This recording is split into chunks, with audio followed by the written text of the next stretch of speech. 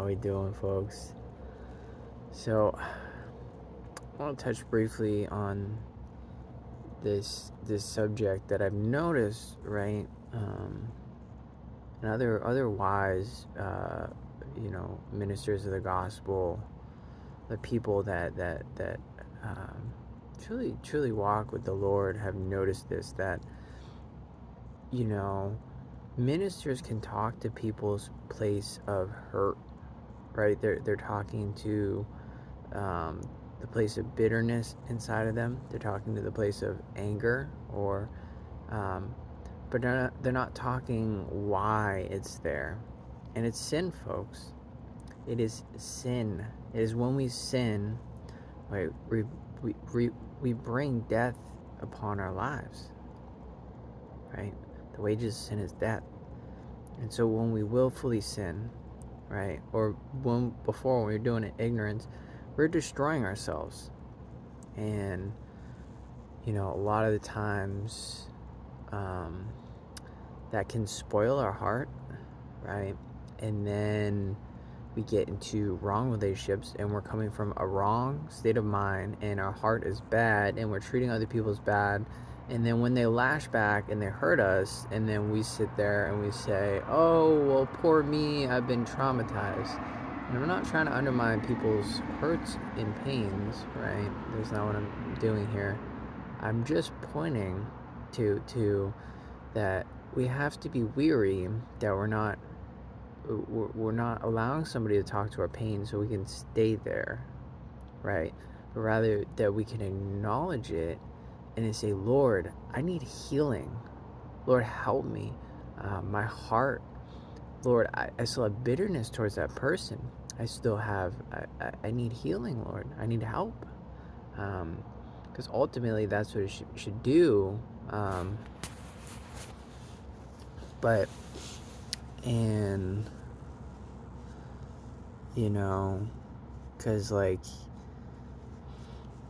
ultimately we want to be set free and healed of everything, right? And that comes with deliverance, folks.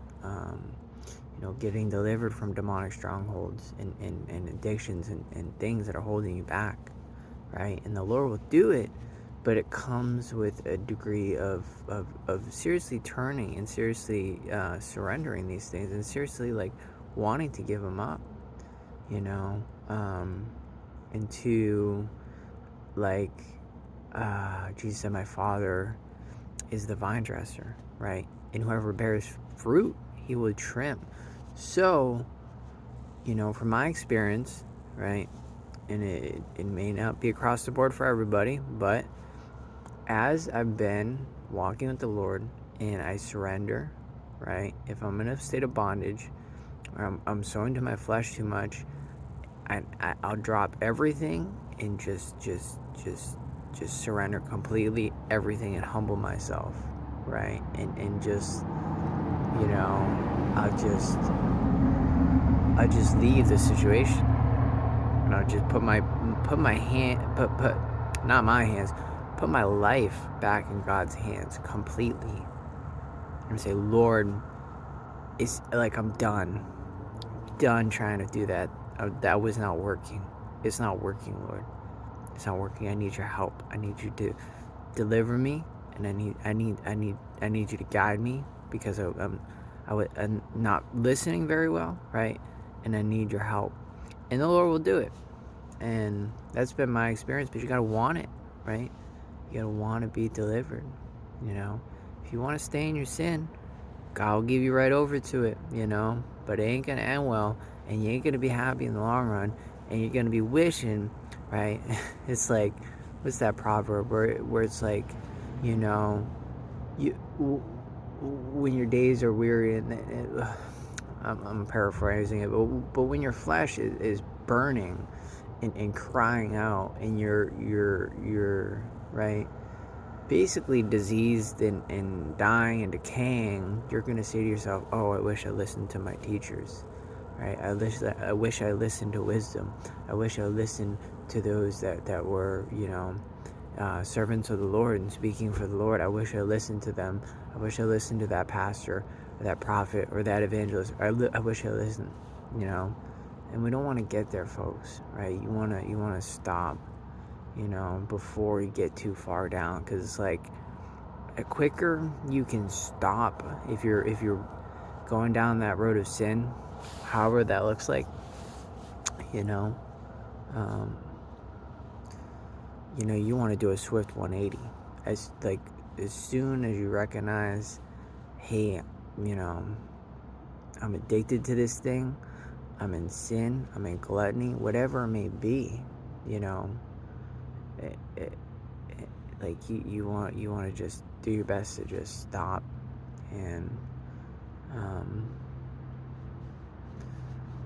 and turn to the Lord, you know, because He'll set you free. If He's done it for me, I'll do it for you. That's the way He works. He has no respecter of persons. Right? Anybody that calls upon Him, you seek Him. If you just seek Him, and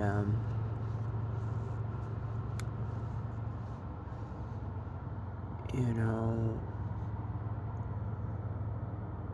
part of it is just it's the pride of life that's keeping us from the Father. That's what it is. And there's some various other things, right? So various other things, but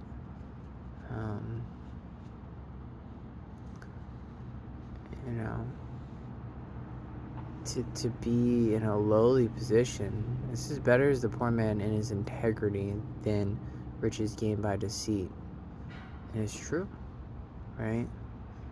You can gain a bunch of stuff, but if you do it wrong, then you live in with that weight on your shoulders, because you got spiritual contracts and all this stuff, and you know, demons have rights to your life to torment you. It's like, no. No, as you know, ain't the way I'm walking, that's for sure. Ain't the way I'm walking. Folks, I'd rather be living out of a tent in freedom. Like, I'm just like, not saying that you have to live in a tent to be free, but I mean, sometimes you do. Sometimes you do. Like, sometimes like that's what it takes. Like, to just like get free from your situation and just like put your hands in the Father, like, and just be like, okay, Lord, like, my life is yours. Like, just take over. It can only get better from there. It can only get better. Like, if you're in a place of bondage and you're just not happy, you're miserable, you're angry, depressed, you're dealing with demonic strongholds, the tormentors are tormenting you, if you pack everything up and go, you know, in the wilderness, sleep with a tent and cry out to God, and He, you know, until He delivers you, I mean, you're now in a better position. You're now in a better position.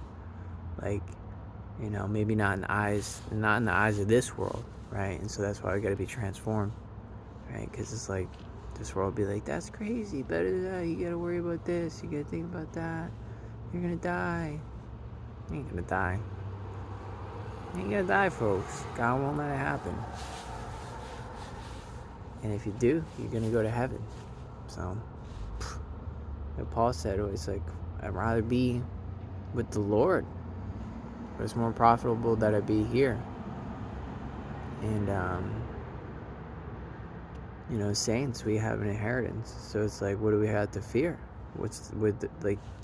There should be no fear. No fear. Like, sometimes I'm like, it's kind of cooked, but like, I'm like, I wish somebody would take me out today so I could go be with the Lord. Because some days be like that, where I'm just like, man, like, this world is not doing it for me. Like, this world's not doing it, and it's, you know,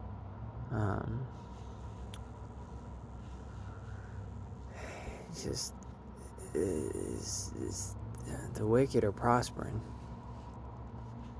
But God is good. He's going to turn the tables.